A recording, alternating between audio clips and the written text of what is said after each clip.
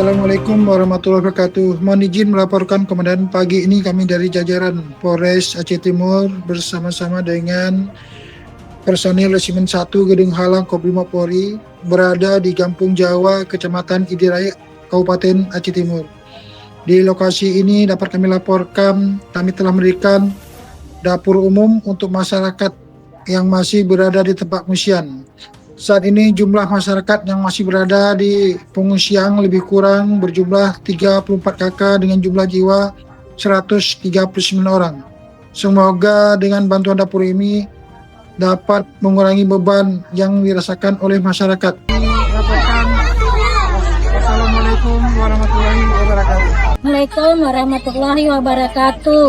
Kami pengungsi dari Kampung Jawa, Dusun Calok Geulima, lorong proyek, mengucapkan banyak-banyak terima kasih atas layanan dapur umum dari Dapur Brimob Kapolri dan Wakapolres Aceh Timur.